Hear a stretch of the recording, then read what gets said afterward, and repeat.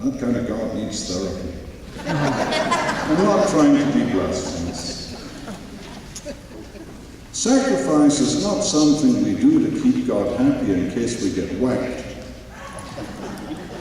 Sacrifice simply is who God is. Sacrifice is love giving of itself for the benefit and well-being of others. That's what sacrifice is. And how do we define God, especially in that unsurpassed description in the first letter of St. John?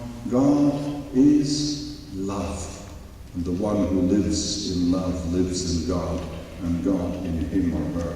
That's our bedrock definition. Love is giving of yourself without counting the cost, and it hurts. We focus on the hurt dimension of sacrifice without taking the foundational understanding of it seriously enough. The Eucharist is a sacrifice, not because Jesus is hurting himself to make God happy. God help us, that's appalling. The Eucharist is sacrificial because, having loved his own in the world, he loved them to the end. And the end is death. He loved his own in the world all the way through to the end. That's what we mean when we say he gave his life for us. So this notion of sacrifice is very important for us, not simply because it retrieves our tradition, but because it lays before us the name of the King. If you're a Catholic, and if you come to Mass, you must love, you must give of yourself without counting the cost. And that's going to hurt. That's the sacrificial dimension we're talking about. So let's move towards the end then. The fourth section, Ite Missa Est, after the liturgy. The Orthodox churches, capital O, the Greek, Russian, the churches of the East, the Orthodox churches have a lovely, felicitous phrase for the connection between the liturgy and life, the Eucharist and life. They call what happens after the celebration is ended the liturgy after the liturgy. That's kind of nice, isn't it? This is the liturgy, it's sacred. The liturgy after the liturgy is the liturgy of driving on the street, the liturgy of listening to your husband, as you should and were bounden to do from the day. It's not meant to be funny, madam.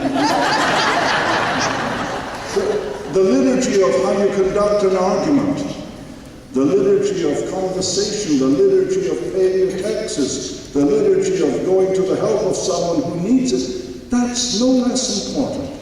And that's what we mean when the deacon or the priest sends us out. Ite Missa Est. Go out and be that, as the Catholic lay theologian William Kavanagh puts it.